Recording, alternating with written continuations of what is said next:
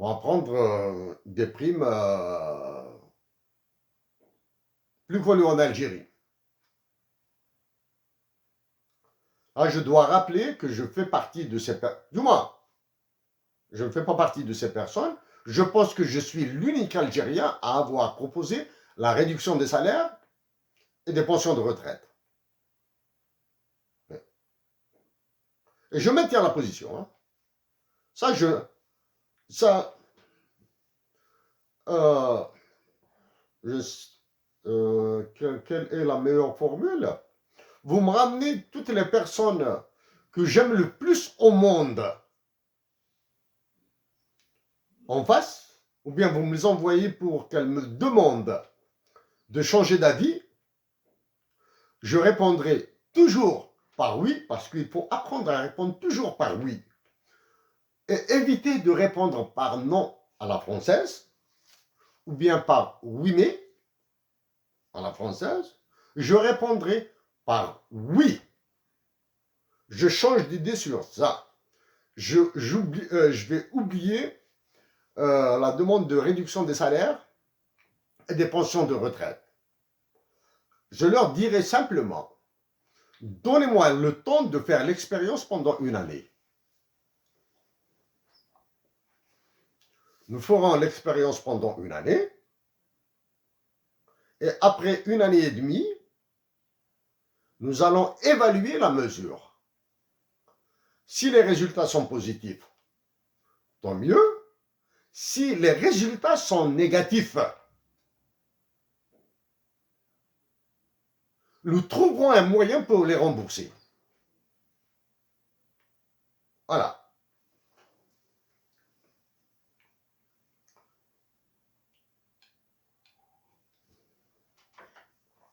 Donc, dans ce sillage, dans la définition des variables, des primes, qui doivent être soumises ou non à impôt. Exemple, c'est très célèbre en Algérie. La PRI et PRC, la prime de rendement individuel et la prime de rendement collectif. Collective. Non, prime de rendement collectif. C'est le rendement qui est collectif. Ce n'est pas la prime. Okay? C'est le rendement qui est collectif. On va être un peu sévère, je vais être un peu sévère ici. Dans le rendement collectif, il y a ceux qui travaillent sincèrement, il y a ceux qui travaillent un peu plus que ce qu'ils doivent faire, ils fournissent des efforts supplémentaires, il y a les fainéants, il y a les absentéistes, il y a ceux qui profitent des congés de maladie, tout ce que vous voulez là. Oui, participe. Quand il y a une prime de rendement collectif à distribuer, ou bien une prime de rendement individuel, ils participent, hein, ils prennent. Est-ce qu'elle est imposable? Je pense que oui. Avec les difficultés financières des entreprises comme les Niam de Tizi Ouzou, par exemple, comme la Sonipec de Ngaous dans les Aurès, ou bien comme les autres entreprises, les entreprises locales dans le sud du pays, à Tamanrasset, à Ingizam, à Adrar, hein. J'insiste sur le sud. Il serait plus sage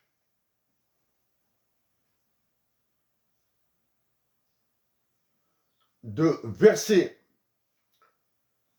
le montant de ces primes de rendement individuel et de rendement collectif dans un fonds, dans un compte spécial, et en fin d'année le distribuer si l'entreprise réalise réellement des bénéfices.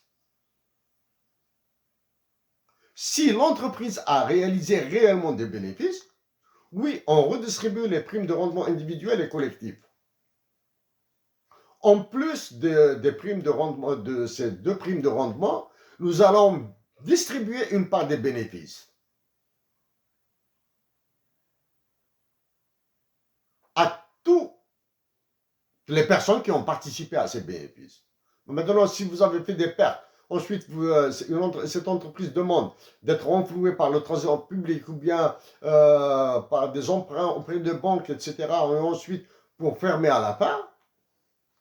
Donc il y aura tout un problème de définition des primes imposables et non imposables. Avec cette loi, il faudra s'attendre à des grèves, à des manifestations. Je le dis et je le répète, pour l'amour de Dieu, mettez la négociation, mettez le dialogue en avant, mettez la paix en avant, mettez l'évitement de l'explosion de notre patrie. Je sais que ce sera très difficile. Je sais qu'il y aura des manipulations affreuses comme celles qui se produisent actuellement dans la sphère de l'armée, etc. Surtout ça. Toutes les manipulations, tous ces coups de jarnac, là. Hein, donc, il faut aller vers la négociation, il faut aller vers la paix, il faut aller vers les solutions. Après, je vais en donner, hein.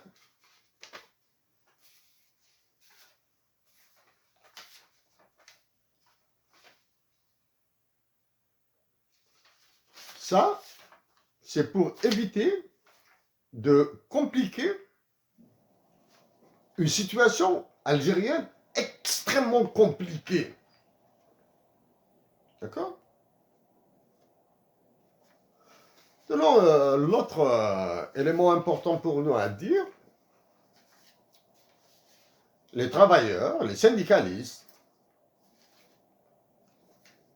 sont invités, seraient très avisés, ils seraient très sages de leur part s'ils faisaient appel à des universitaires qui vont leur faire des démonstrations. Professeurs d'université. Pour leur faire des démonstrations de calcul.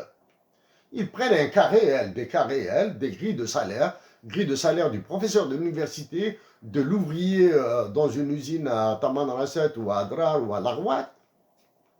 Il la décortique. Il lui applique cette loi. Il lui applique cette loi. Ça, c'est un élément. Pour faire ce travail,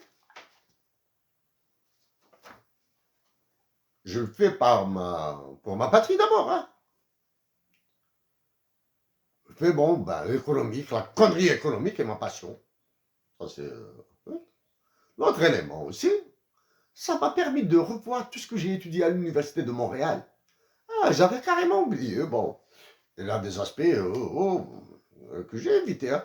Je n'ai pas parlé d'équilibre de marché, équilibre de marché, l'offre de travail, demande de travail, etc. Wow. Ah, ça c'est خليك البحر هذا البحر ويقولون البحر يقص عن الموجي.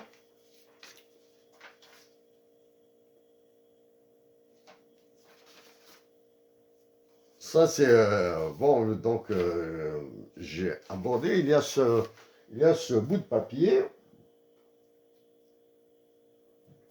qui reste.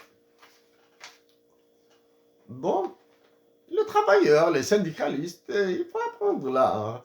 Les syndicalistes peuvent payer des professeurs d'université, des étudiants, 3e année, 4e année statistiques, mathématiques, etc. Faites un peu de calcul là. Voici là, ils peuvent prendre la grille des salaires, la grille du mois. Ils peuvent donner les ils peuvent donner les bulletins de paye anonymisés, hein, anonymes. Vous enlevez le nom, etc. Vous gardez l'âge. Gardez l'âge, la situation familiale, le nombre d'enfants. Gardez tout le reste. Enlevez le nom. Une entreprise de 1000 employés, de 2000 employés, pourra donner les bulletins de paye bruts, avec toutes les primes qui composent. Alors, enlevez le nom des employés, des salariés, enlevez le nom de l'entreprise, enlevez tout ce que vous voulez là. Il passe des simulations. En introduisant l'inflation locale, en introduisant l'inflation importée. Et voilà l'impact. Donc, tenons dernier élément.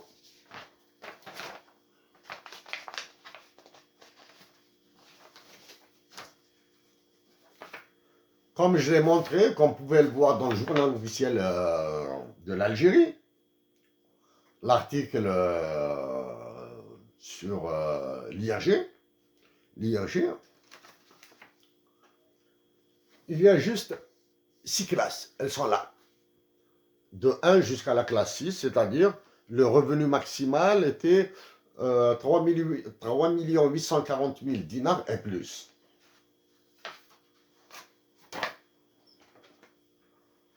De manière brute et brutale. Ceux qui ont rédigé cette loi sont des fainéants. Il n'y a aucun critère académique et universitaire chez les rédacteurs de cette loi. Aucun. Rien, quoi. Parce que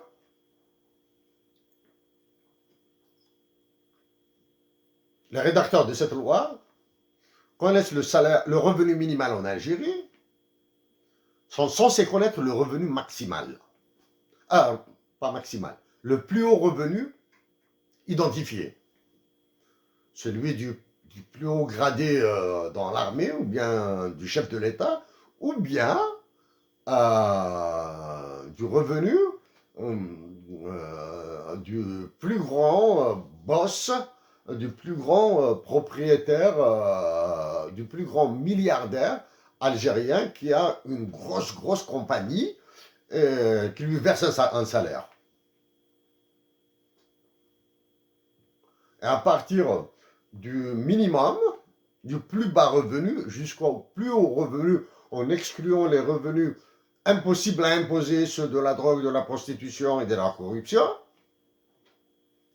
ils peuvent calculer, définir des catégories de revenus plus importantes, plus nombreuses.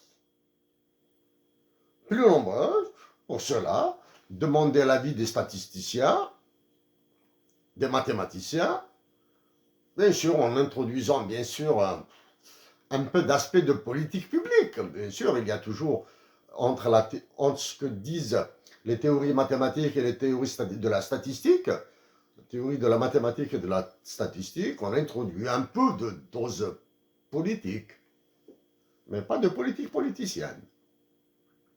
Et on détermine des classes. Déterminons plus que 6 classes ici, vous allez éviter ce problème. Du moins, ça. Le bout là. Sans l'éviter à 100% comme dirait l'autre, vous allez réduire le nombre de problèmes qui se poseraient dans ces catégories de salaire. Ça, c'est la première. Ça, c'est la...